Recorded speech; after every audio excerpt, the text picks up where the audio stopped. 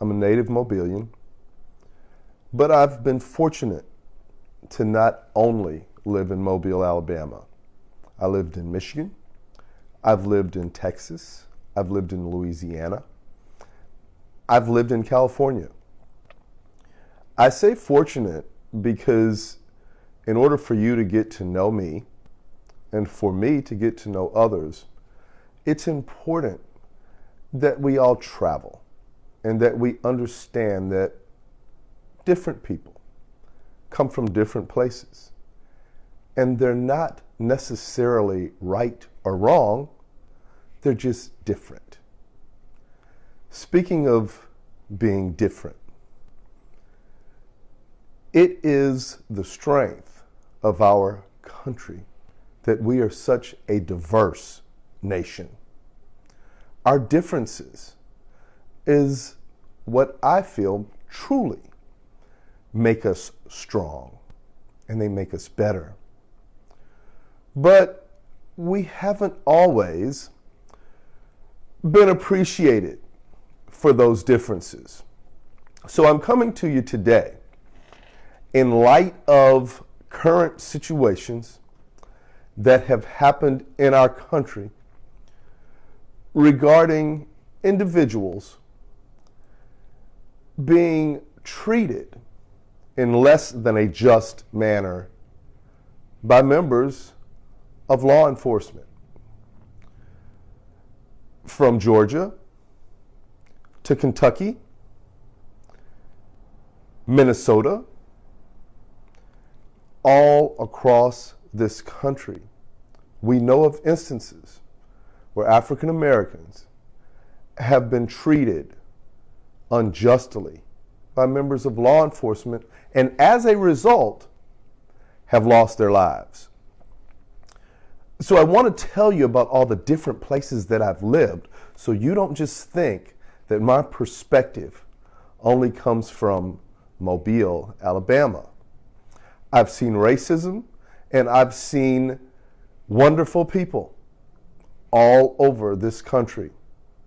There are no boundaries for injustice.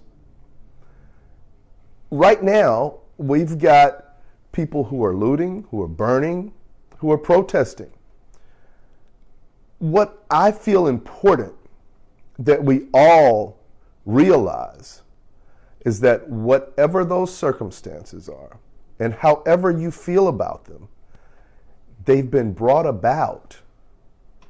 An environment has been created because of injustices that has been visited upon people of color. I want you to think about the pictures that you see of police stations burning, of local businesses on fire.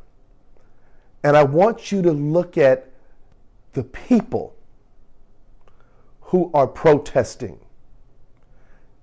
They are of all different colors and races. You see, as many of you know, I'm a student of history. And if you don't know that, now's the time that you're going to find out. My mother was a history teacher, and my sister was a historian. My mother's favorite thing to teach us about history was that all great societies have two choices: reform or revolt. So to break that down, governments, societies have the option to continue to evolve and reform to best serve their citizenry, or eventually that citizenry will revolt.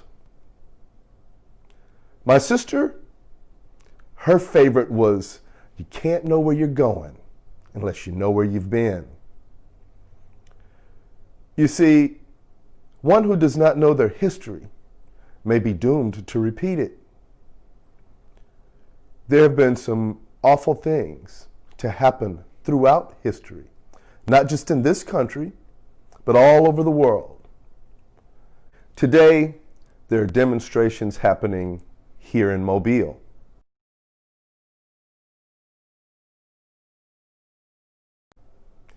There are demonstrations happening all over the world. But understand, whether those demonstrations be peaceful or whether they be violent, the demonstrations are the effect. It is the cause that we must work on. It is the cause and the reason as to why these demonstrations are happening is what we must eliminate as a society. And I hope and I pray that it is nonviolent, that no one gets injured, and that no property is destroyed.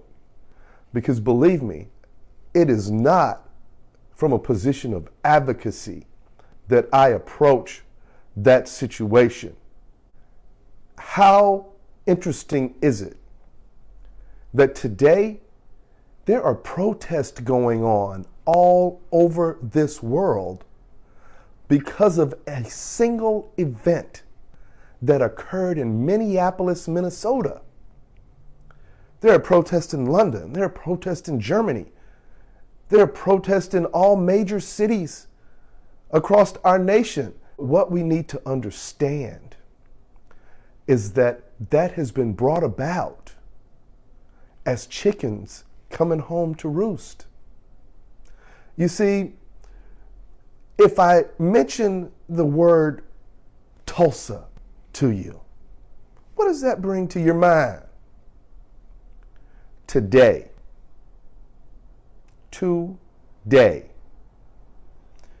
is the 99th anniversary of the Tulsa race riots.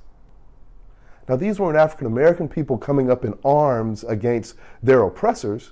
No, this was a city of peaceful African Americans who had built a neighborhood and a society, capitalistic, successful businesses, not bothering anyone. But the white community in Tulsa resented that. And so they came in and they began to round people up, to take them away, to take their property. And when they resisted, they then brought violence and they began to burn their buildings and burn their businesses. But because that African American community was so fortified and able to fight back, they couldn't do that. So they then enlisted the services of an airplane and a pilot. And they dropped dynamite bombs on this city. And they destroyed it. And when it was all over, there were more than 300 people who were dead. And there were thousands of people who were displaced. And today, we have people blaming looters and rioters for this situation. You know, the tragic part about that situation in Tulsa is that the society then went about erasing it from history. Every person was bound to be quiet about it, and no one ever spoke of it for 70 years. It wasn't taught in schools.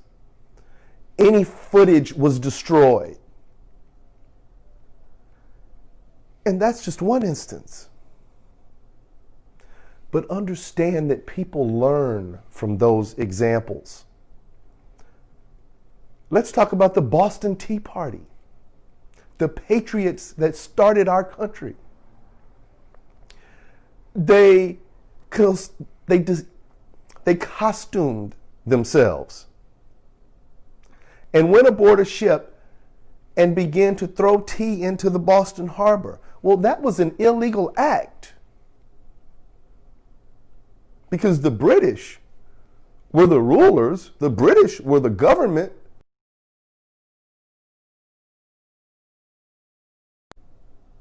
But those patriots decided they weren't going to take that anymore from the king. So they revolted. And a country was born as a result of that revolt. So before you go out and you start judging what people are doing in the mind and the heart of revolt and revolution, look back at history. You see, we always have the opportunity and the option to reform, to avoid these revolts. There have been individuals who have chosen to do it peacefully. Dr. King stood on the principles of non-violence, and then he was killed violently. Medgar Evers killed violently. And they're just two of many voices who have attempted to stand nonviolently, who have attempted to warn nonviolently. A professional football player chose to take a knee during the national anthem to educate us on violence against African Americans perpetrated by law enforcement. He was vilified and said that he was standing against the troops of these United States, that he was standing against the flag of these United States. Nothing could have been further from the truth. The man utilized his position to bring attention to an injustice. And why would any of us seek a position unless we would use it for the betterment of our society? One should not be vilified for that. And I would be remiss if I did not mention the greatest, Muhammad Ali, vilified for his stance against an unjust war. Now, these many years later, we all know that the Vietnam War was started on premises of a lie by our president, Lyndon Baines Johnson. That's just fact that we all know. And eventually, Ali took his place on the throne. But what did he have to go through in order to get there? When are we going to learn that truth, though crushed to the ground, will rise? And we may not like the way that it rises, because I am troubled by the amount of violence that's going on in our country right now. But those things could have been avoided had our governmental institutions chose to reform and treat all of its citizens fairly. When you are sworn to uphold justice and to protect and serve, that is what you should do. That is not an excuse for you to control people. That is not an excuse for you to do what you think is right. It is a reason for you to uphold the rule of law. You see, when the rule of law is applied equally across a spectrum, it's a beautiful thing. It maintains order in our society. But when we begin to pick and choose who we're going to apply the law to and who we're going to let slide, it skews justice. because it's evidence that the lady is peeping from under her blindfold.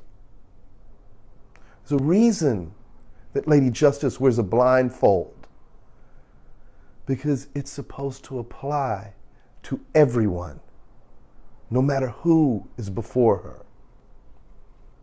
We've got an opportunity here.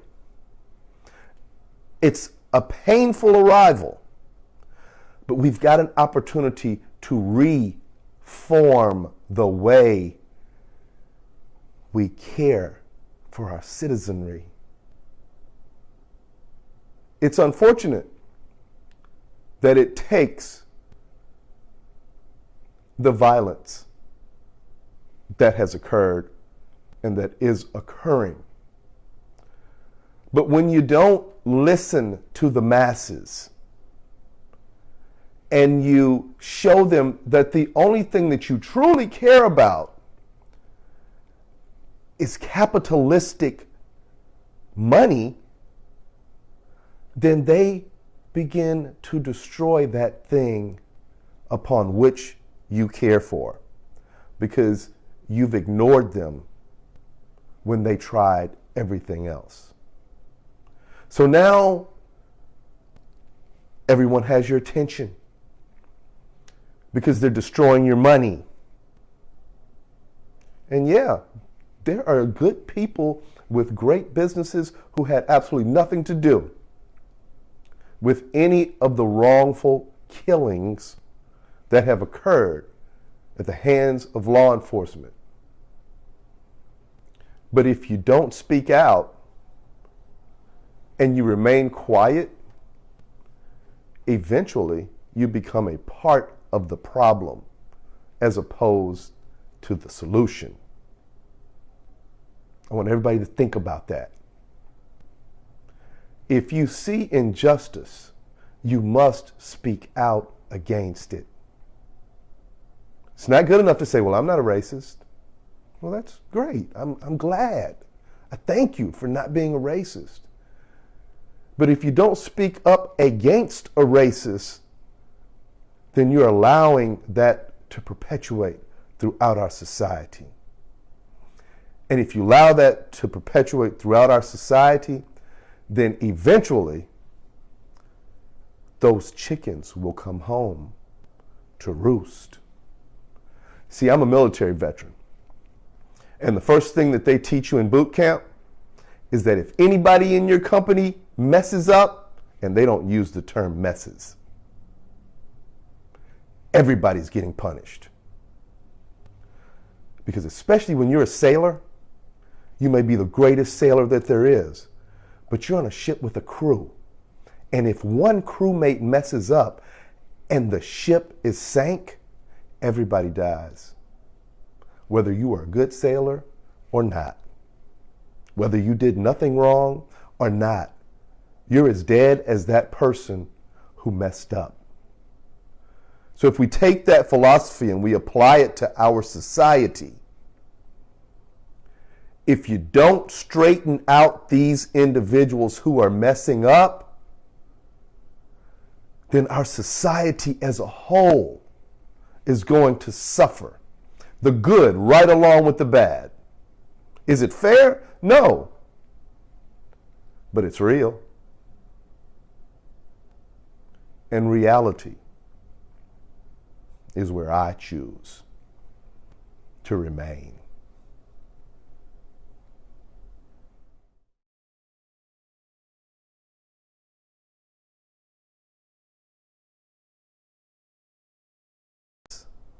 Because it's evidence that the lady is peeping from under her blindfold.